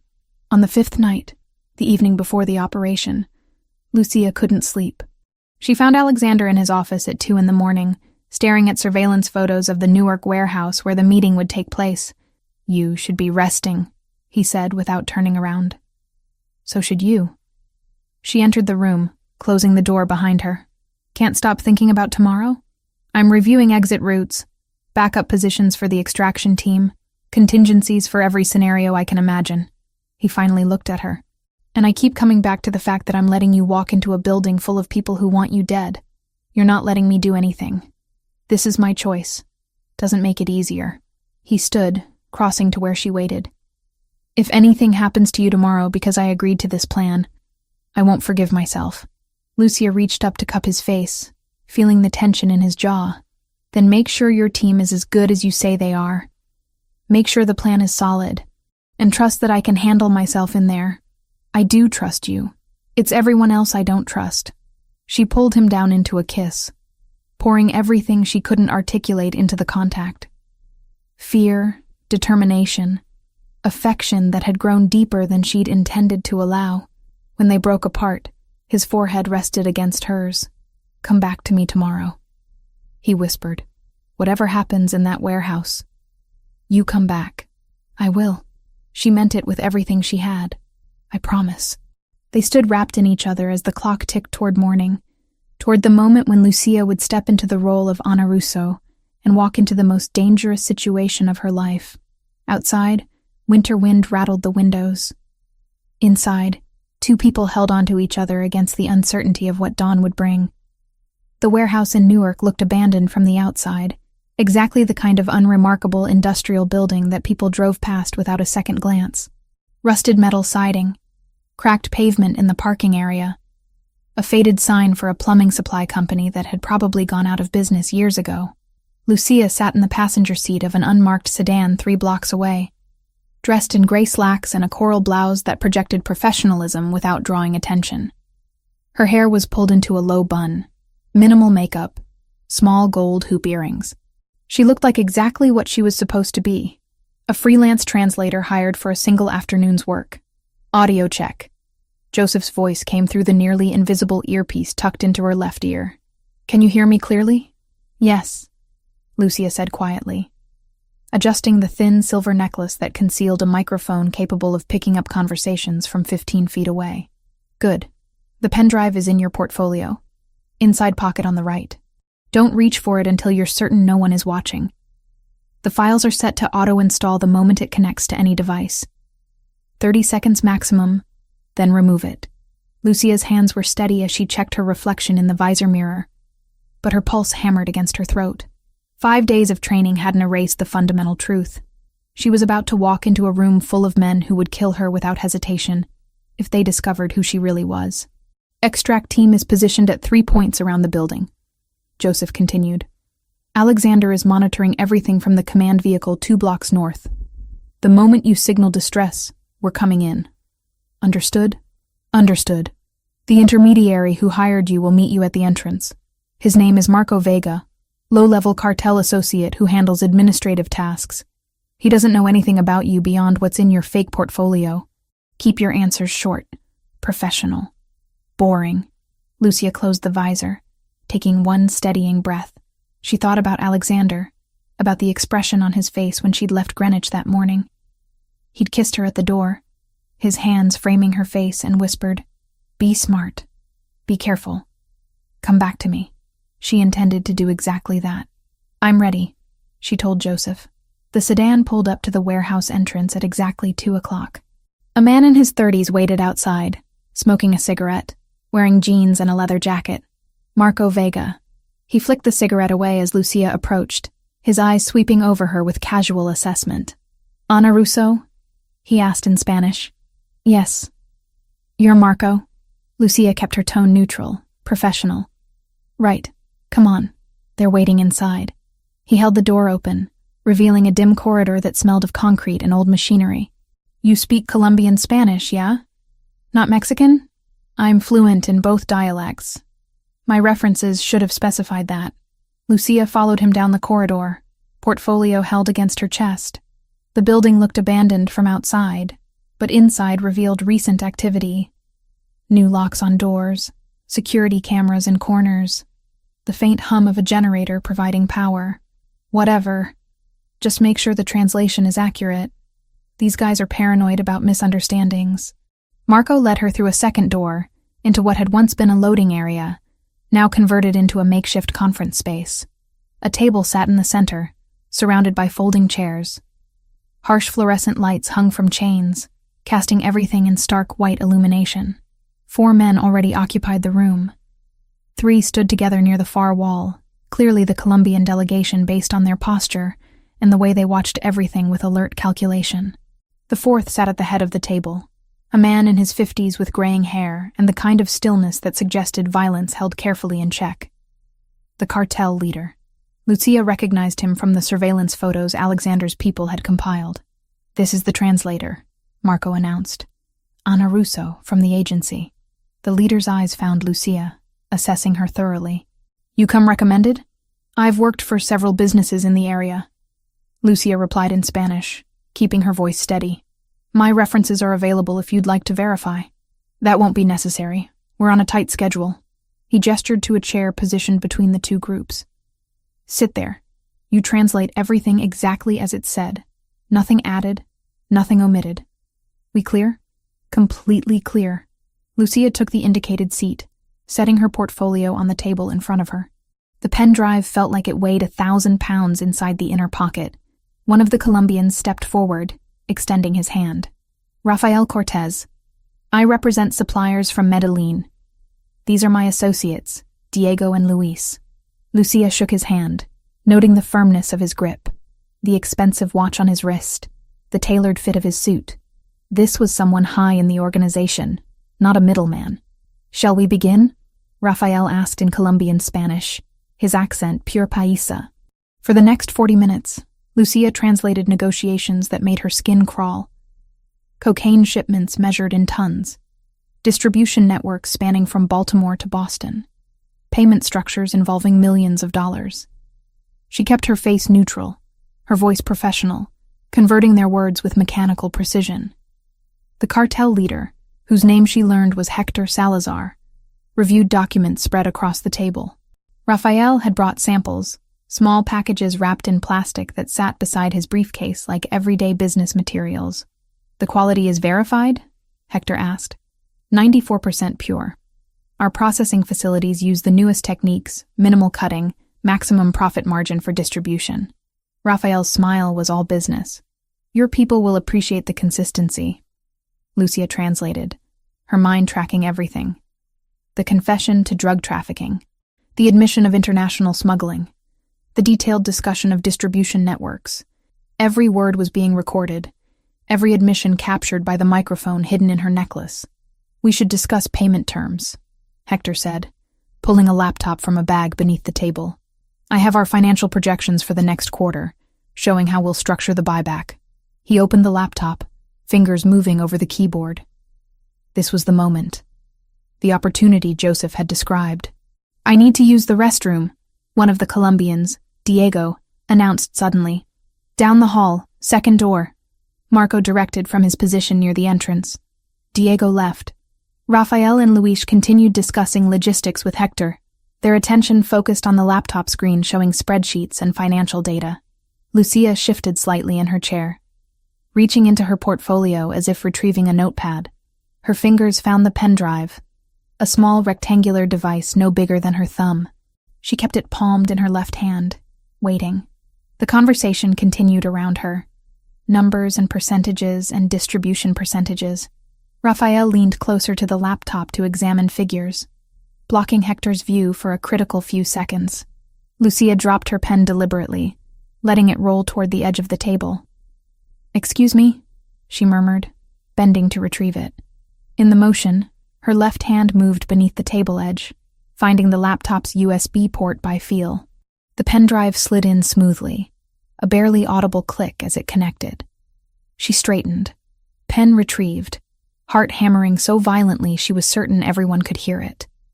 The laptop screen flickered for just a moment, the files installing in the background, while the spreadsheet remained visible. 20 seconds. 30. The progress indicator Joseph had described would be nearly invisible on the screen's edge. "These projections assume stable supply," Rafael was saying. "Any disruption in production affects our ability to deliver. Our supply chain is reliable," Hector insisted. "We've maintained consistency for 18 months. 45 seconds. Lucia forced herself to breathe normally, to maintain her neutral translator expression. Diego returned from the restroom, resuming his position with the other Colombians. The pen drive had to come out. If they noticed it, if anyone looked at the right moment, the entire operation collapsed. Lucia cleared her throat softly. "Excuse me. I need to mark the contract sections for translation." "May I?" She gestured toward the papers on the table, closer to the laptop. "Go ahead," Hector said, without looking up. She leaned forward, her left hand disappearing beneath the table again. The pen drive slid free, back into her palm, then into her pocket in a single smooth motion. Her training had emphasized economy of movement, nothing that would draw attention. The files were installed. The modified financial records showing systematic theft from the Colombian suppliers now resided on Hector's laptop, backdated to appear 6 months old, carefully crafted to suggest diversion of funds that Rafael's organization should have received. "Let's review the payment schedule one more time," Rafael said, pulling his own tablet from his briefcase. "I want to confirm our numbers match yours." Hector pulled up a different spreadsheet. Rafael and his associates studied their tablet, comparing figures. Lucia watched the moment unfold with growing dread and anticipation. The numbers wouldn't match. Couldn't match.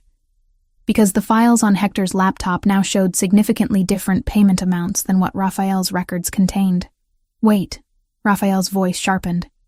"This shows 3.2 million for the September shipment. Our records indicate 3.8 million. "That's incorrect," Hector said, frowning at his screen. "We paid exactly what was invoiced. Show me the transfer documentation." Hector opened another folder on his laptop, clicking through files. With each screen, the discrepancies became more apparent. Payments that didn't match invoices. Transfers showing amounts different from what the Colombians had recorded. 6 months of systematic differences, all suggesting that Hector had been skimming from the top. "What is this?"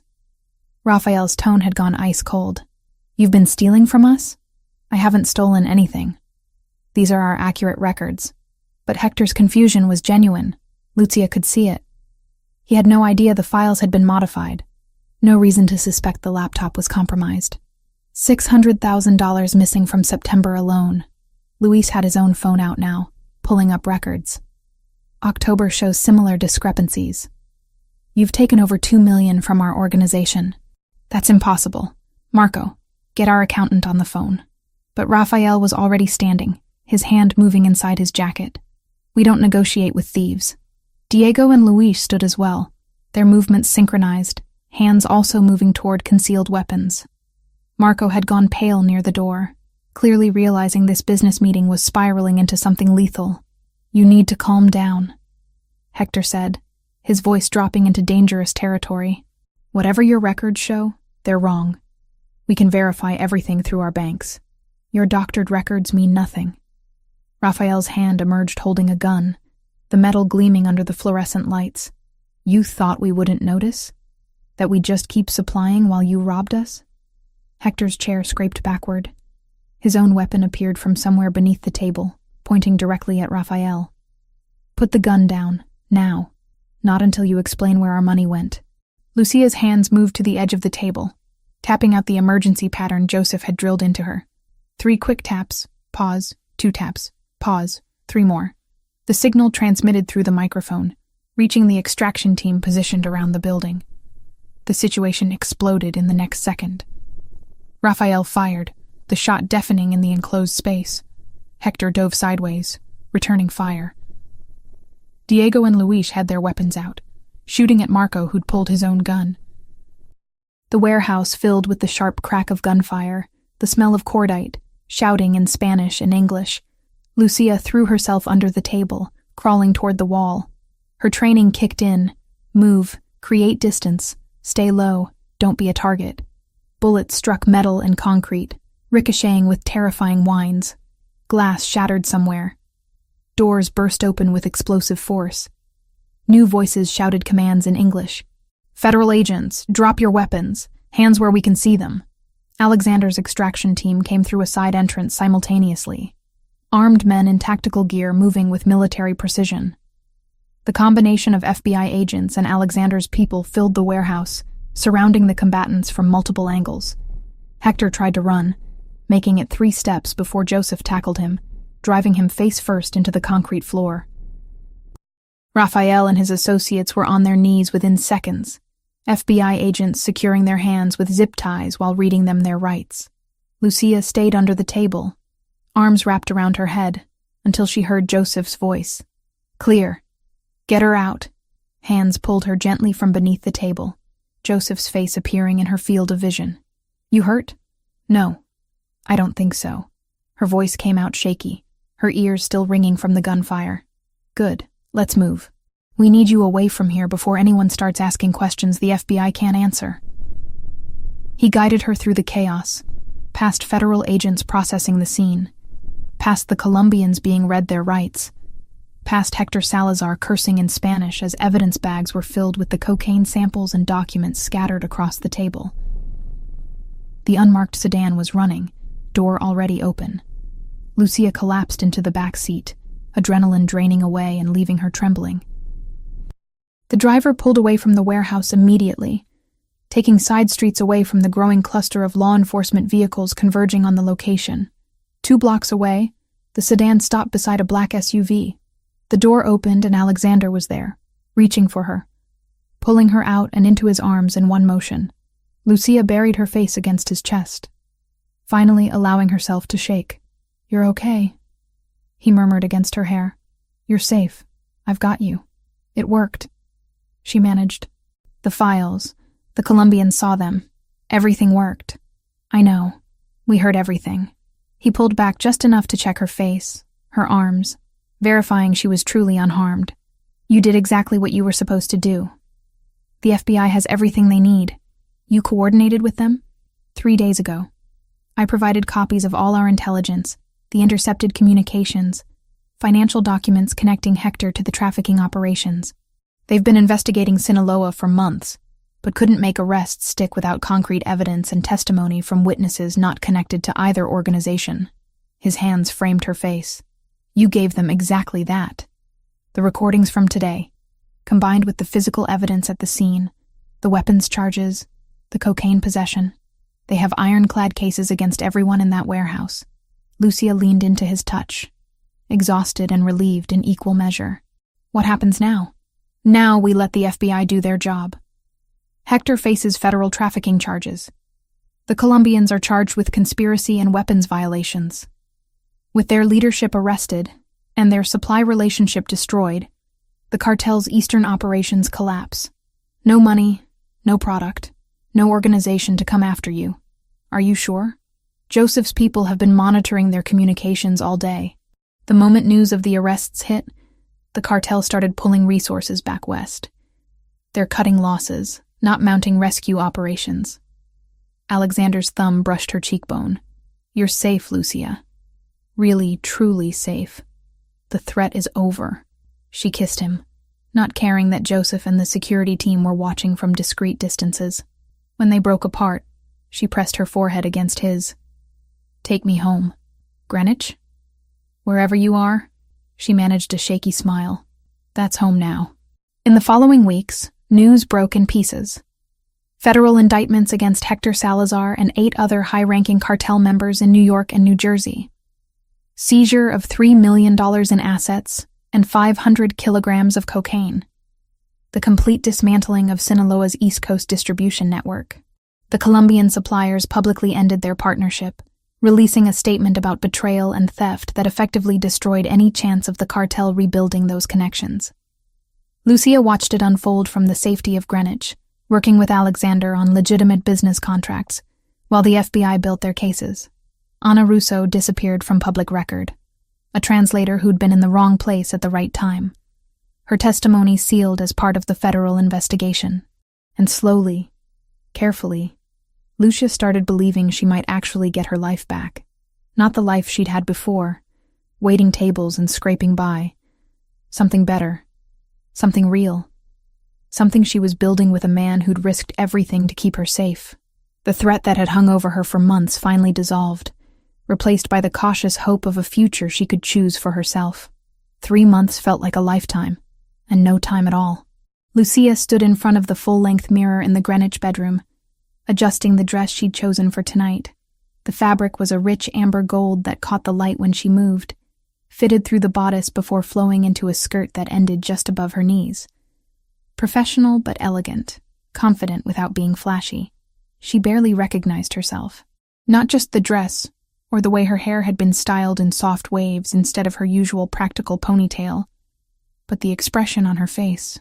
The woman looking back at her stood differently, carried herself with a certainty that hadn't existed 4 months ago. You look beautiful.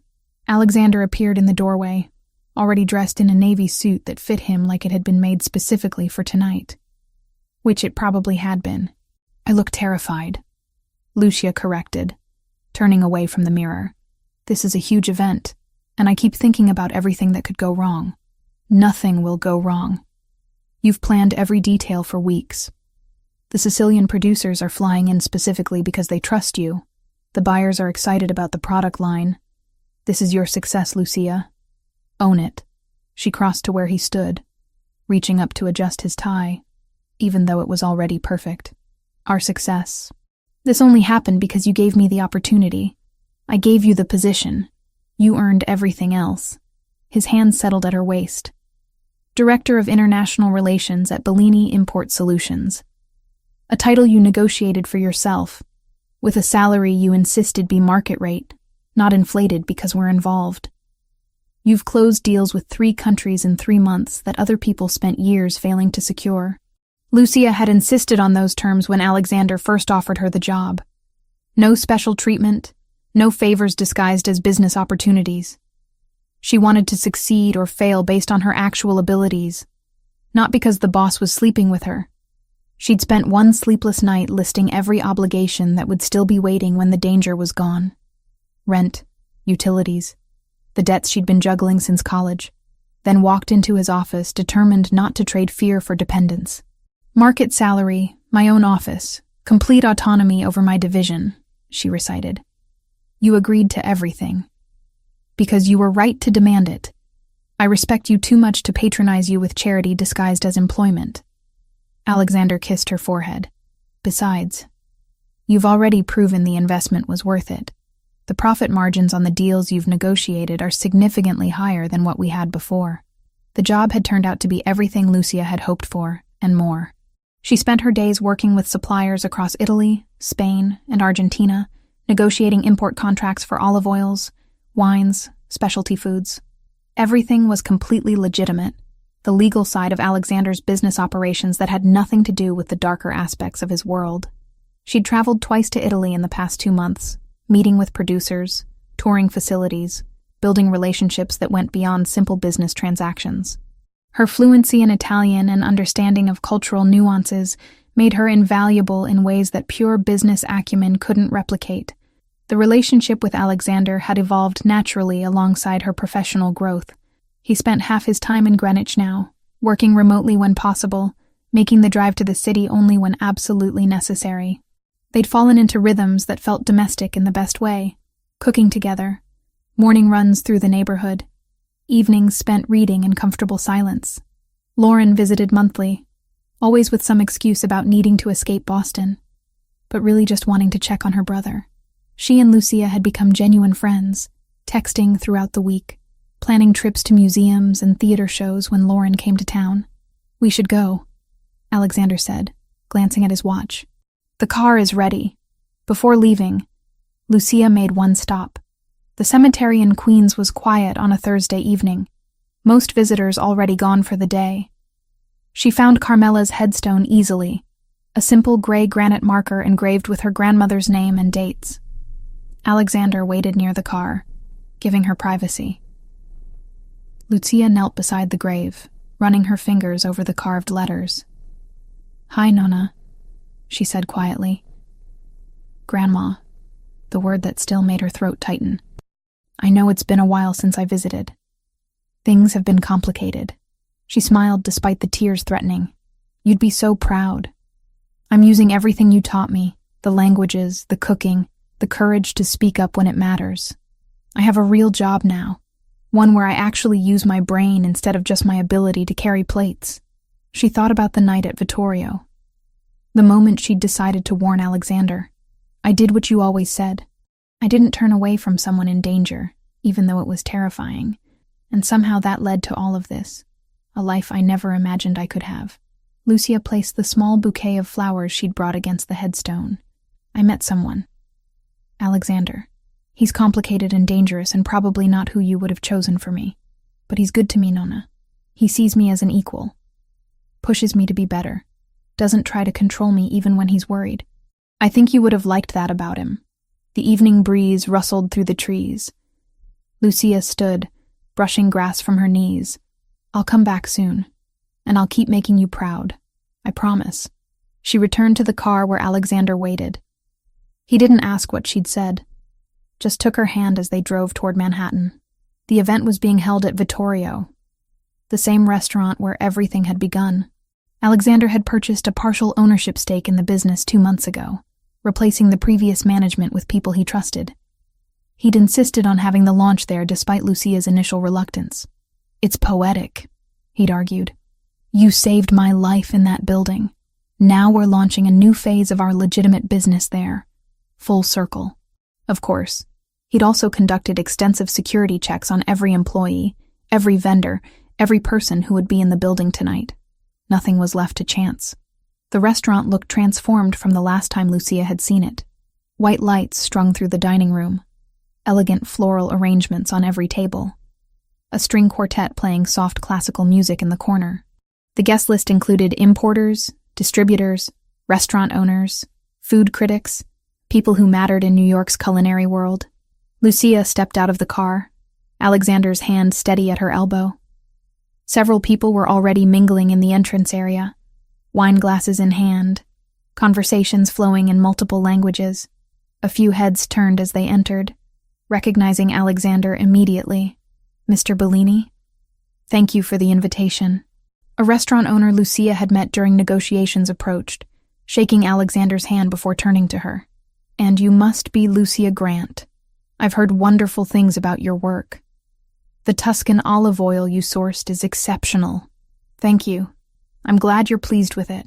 Lucia shook his hand, slipping into the professional persona she'd developed over the past months. Confident, knowledgeable, approachable. More introductions followed. Lucia worked the room naturally, switching between English, Italian, and Spanish depending on who she was speaking with. She discussed harvest conditions in Tuscany with one importer, explained the unique qualities of Sicilian wine with another, laughed at stories about difficult negotiations with a third. Across the room, she caught glimpses of Alexander doing the same, charming buyers and critics with the easy authority he wielded so naturally. But his eyes kept finding hers, checking in, making sure she was okay. Lucia, a familiar voice made her turn. Maria, one of the servers she'd worked alongside 3 years ago, stood there with a tray of appetizers. Oh my God, it really is you. When they said Lucia Grant was hosting this event, I thought it must be a different person. Maria, Lucia smiled warmly. How are you? Still working here? 4 years now. But look at you. Maria's eyes swept over the dress, the confident posture, the way important people were gravitating toward Lucia's conversations. What happened? Last I heard, you'd left for a family emergency and never came back. Life took some unexpected turns. Lucia accepted a small bruschetta from the tray. I ended up working in import negotiations, discovered I had a talent for it. Working for him? Maria glanced toward Alexander with obvious curiosity. Everyone knows he's one of the owners now. I work for Bellini Import Solutions, yes. He gave me an opportunity and I made the most of it. Maria studied her face for a moment, then smiled. Good for you, seriously. You always seemed like you were capable of more than just serving tables. I'm glad you found something better. After Maria moved on, Lucia made her way to the back terrace, where the evening air provided relief from the crowded dining room. The city lights glittered in every direction, taxis streaming past on the street below, the endless energy of Manhattan pulsing even at this hour. She was standing at the railing when Alexander joined her, 2 glasses of wine in hand. He offered her one without speaking, simply standing beside her as they looked out over the city. How are you holding up? He asked after a moment. Better than I expected.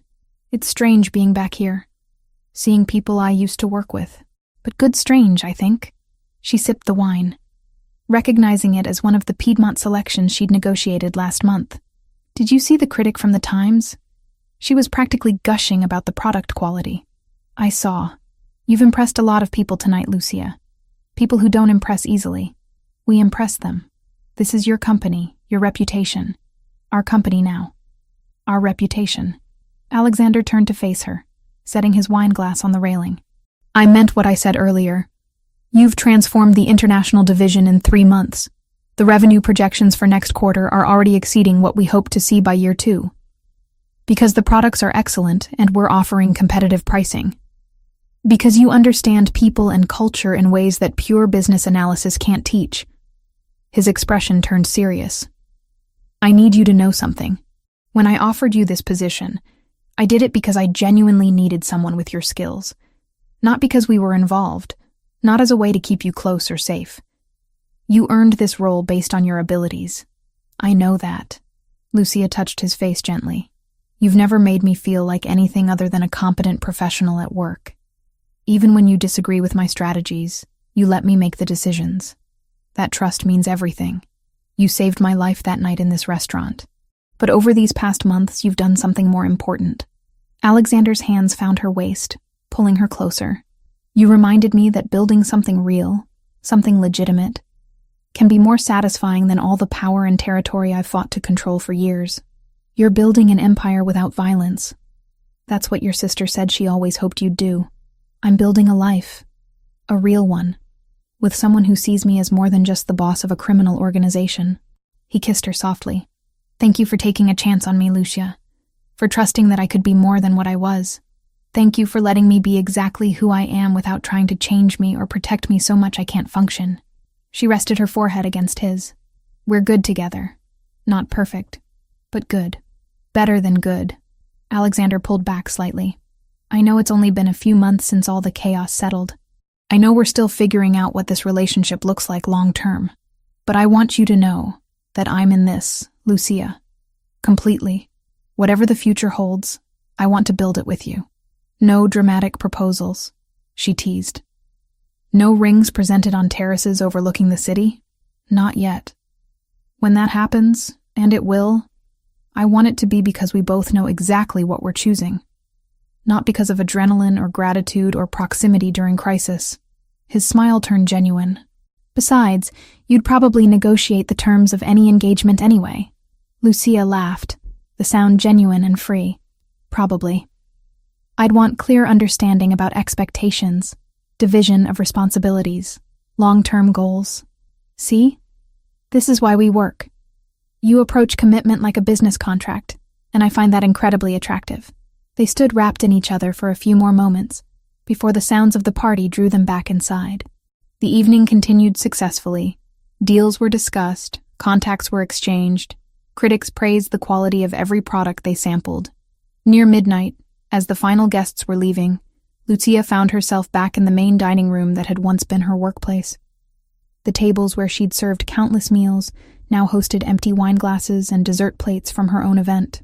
The kitchen where she'd grabbed rushed orders now produced food sourced through contracts she'd negotiated. Quite the transformation, Joseph commented, appearing beside her with his usual quiet efficiency. From server to executive in 4 months. Not many people could pull that off. I had good support and motivation. Lucia glanced at him. Thank you, by the way, for everything during the operation. I know you thought it was too risky. It was too risky, but you handled yourself well. Joseph's expression remained neutral, but his tone carried approval. The boss is different since you came into his life. More focused on the legitimate operations, less interested in the territorial disputes that used to consume most of his energy. That's good for everyone. After Joseph moved away to coordinate the security team's departure, Alexander found Lucia again. The restaurant was nearly empty now, staff cleaning tables, the quartet packing their instruments. Ready to go home? He asked. Home. Not his house or her apartment or any specific location, just the concept of wherever they were together. Yes, Lucia said. Let's go home. They walked out of Vittorio together, equal partners leaving behind the place where their story had begun in crisis and fear. The car waited at the curb, but before they got in, Alexander pulled Lucia into one more kiss under the Manhattan streetlights. To new beginnings, he murmured against her lips. To building something real, she replied. The car pulled away from the restaurant, carrying them back toward Greenwich, toward the life they were constructing together. A legitimate empire built on actual business rather than intimidation. A partnership based on respect and trust rather than obligation or debt. Lucia looked out the window as Manhattan's lights blurred past, thinking about the journey from frightened waitress to confident executive, from woman hiding in safe houses to someone building her own future on her own terms. 4 months ago, she'd made a choice to speak up despite the danger. That choice had cost her the small, safe life she'd been living, but it had given her something infinitely better, the chance to become who she was always meant to be. And sitting beside Alexander as they drove through the night toward home, Lucia knew with absolute certainty that she'd make the same choice again, every single time. The end.